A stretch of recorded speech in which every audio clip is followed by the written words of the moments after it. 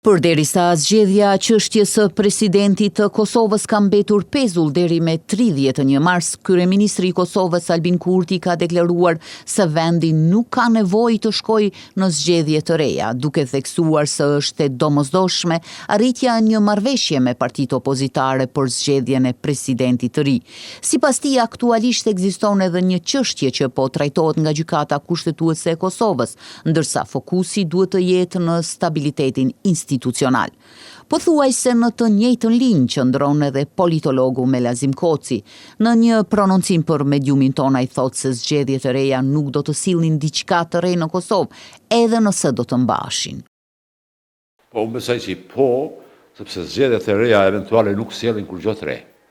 Mund me sjell një rezultat tjetër me 3-4% më shumë ose më pak, por nuk ndryshon asgjë esencialisht. Kur gjë esencialisht nuk ndryshohet, prap duhet ai kompromisi për cilin fola.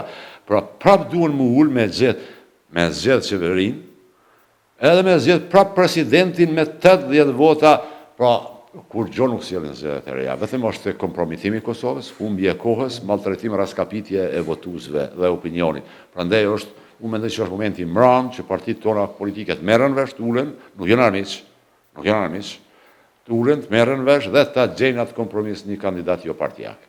Kujtojmë se kryeministri Kurti ditë më parë gjithashtu ka pohuar se funksionalizimi i kuvendit është urgjent pasi shumë marrëveshje ndërkombëtare kanë mbetur pezull. Janë mbi 120 milion euro marrëveshje të ndryshme ndërkombëtare që janë vonuar për shkak se kuvendi nuk po funksionon, ka pohuar Kurti.